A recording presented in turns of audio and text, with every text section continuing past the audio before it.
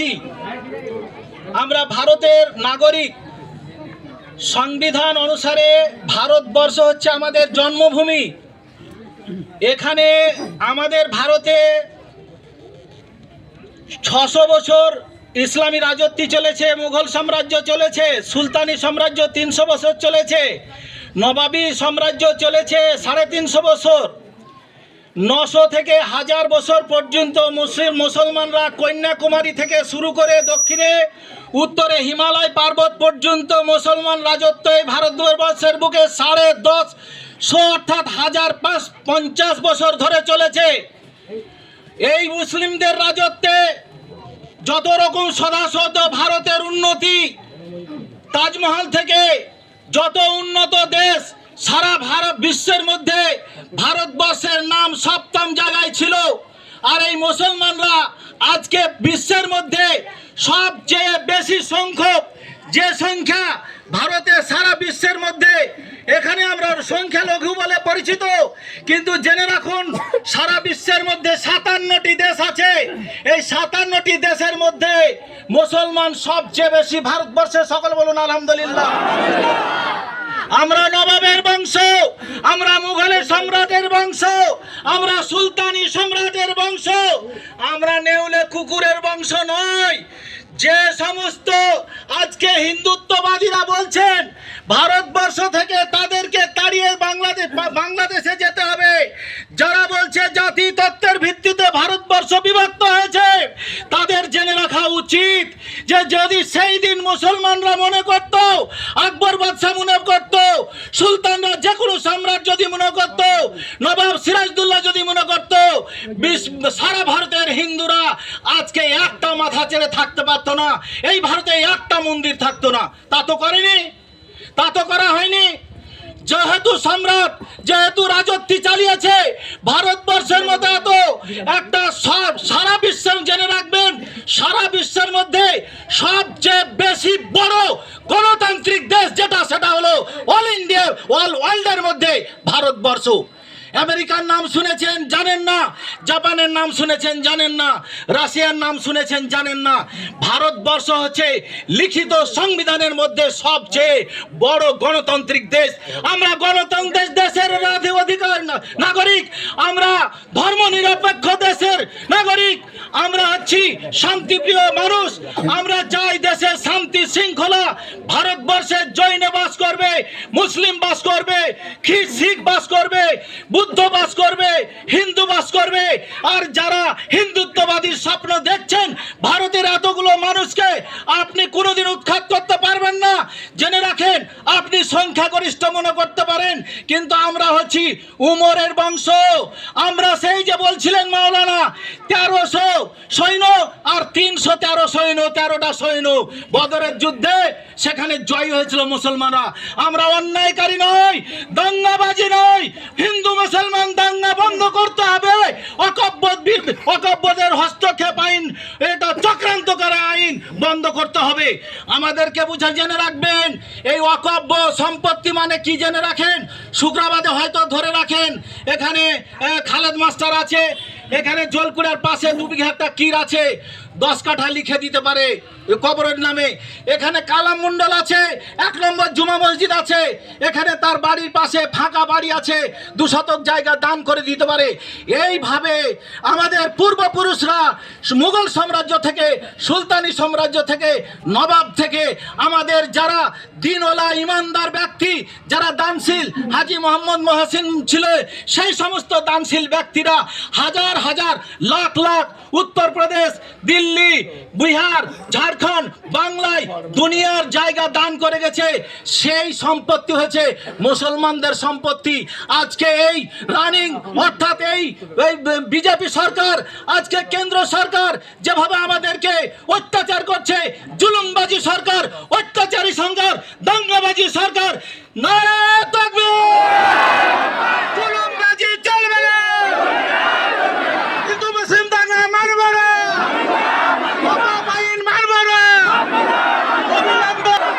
মুসলিমদের উপর অত্যাচার বন্ধ করতে হবে, মুসলিমদের সম্পত্তি হস্তক্ষেপ করা চলবে না, চলবে না, মানছি না, মানব না।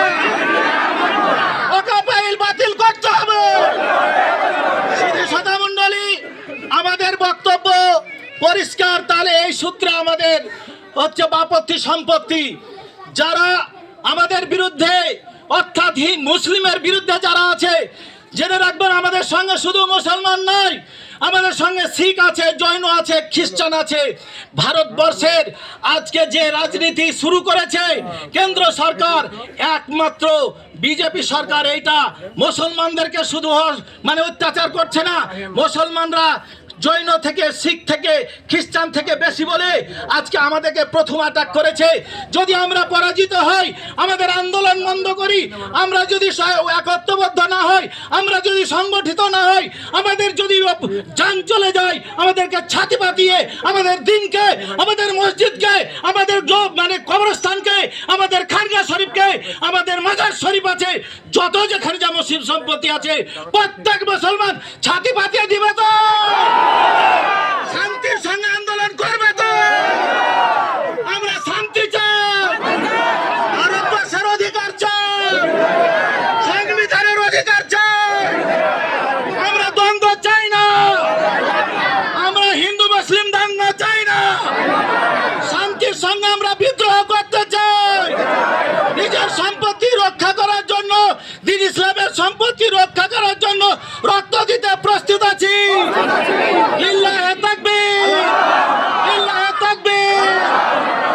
সম্পত্তি রক্ষা করতে হবে,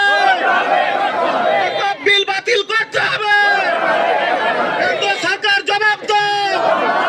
আমাদের সম্পত্তি কেন হস্তক্ষেপ করছে, চক্রান্ত বন্ধ করতে হবে, বিজেপি সরকার জবাব দেয়, হিন্দুত্ববাদীরা জবাব দেয়, মুসলিমদের মারা হচ্ছে কেন জবাব চাই, মসজিদ ভাঙা হচ্ছে কেন জবাব চাই, মুসলিমের সম্পত্তিতে হিন্দুর সিঙ্গুর সদস্য থাকবে কেন জবাব চাই।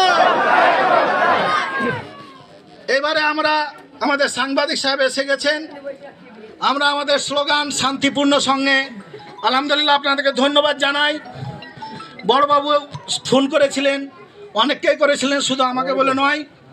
তো আমরা কথা দিয়েছিলাম যে আমরা শান্তির সঙ্গে এই ওয়াকফ বোর্ড, আমাদের বাপত্তি সম্পত্তি, মসজিদ, মাদ্রাসা এবং কবরস্থান এবং যেখানে যা আছে, এবং দ্বীন ইসলাম, কোরআন, মুসলমান মা বোন, বাবা জীবনেদের মুসলমান জাতির আজকে দুর্দিন। আজকে চলে এসছে আপনার জালিম বাদশাহ, দেখেন নমরুদ বাদশাহ, আর এদিকে ছিল আপনার ফেরাউন বাদশাহ, তাদেরও রাজত্ব টিকেনি। আল্লাহর গজব ছিল, গজব ইনার ওপরেও পড়বে। শুধু আমাদের ইনশাআল্লাহ গজব পড়বে। ধৈর্যের সঙ্গে আমরা যে পরিচয় দিলাম, যেভাবে আমরা আজ গোটা শুক্রবাদের মানুষ, আমার মনে হয় একটাও বাড়িতে নাই। প্রত্যেক পরিবার থেকে 5 ভাই তো 5 ভাই এসেছেন, 2 ভাই তো 2 ভাই এসেছেন। যেখানে আমরা ডাক পাবো ওয়াকফ বোর্ডের হাজির হব তো। দিল্লি যাব, কলকাতা যাব, বহরমপুর যাব, ঝাড়খণ্ড যাব, বিহার যাব, কেরালা যাব, জানতে দিব, রক্ত দিব। নিজের সম্পত্তি রক্ষার জন্য আমরা প্রস্তুত আছি। যারা যারা এইভাবে আজকে ইউনিটি দেখাবেন, শুনেন, আপনি যদি কাউকে শুনেন, কেউ একটু পানির ব্যবস্থা করে দেন, কেউ যদি আপনাকে ঢেল মারে, আপনি কি দিবেন? তাকে ঢেল দিবেন না রসগোল্লা দিবেন? পেটকেল দিব, পেটকেল দিব। কেউ যদি আপনাকে রসগোল্লা দিবেন, আপনি যদি ঢেল মারে, সেইভাবে তৈরি থাকেন, অত সোজা নয়। 37% ভারতবর্ষে মুসলমান আছে। যতদিন আল্লাহ আছে, যতদিন দ্বীন ইসলাম আছে, কোন শক্তি পরাজিত করতে পারবে না। আমরা অন্যায় করবো না, অন্যায় বরদাস্ত করছি না, বরদাস্ত করছি না, করবো না। আমাদের বাপত্তি সম্পত্তি থেকে আমরা এক পা পিছু হচ্ছি না, হটবো না। কেন্দ্র সরকার ওয়াকফ বোর্ড আইন বাতিল করো। কিষাণ বিকাশের মতো, শিক্ষাদের মতো আমরা একসঙ্গে লড়ছি, লড়বো। আমাদের সংগ্রাম চলছে, চলবে। শুধু শ্রোতামণ্ডলী, আমাদের এই সম্পত্তিটা দেশের আইন, আমরা রক্ত দেখতে চাই না। আমরা শান্তির সঙ্গে সংগ্রামের দ্বারাই রাস্তা অবরোধ করে রাজভবন অবরোধ করে, সিংহাসন অবরোধ করে আমরা শান্তির সঙ্গে বুকে ছাতি পাতিয়ে দিব। আমাদের দ্বীন ইসলামের কোরআন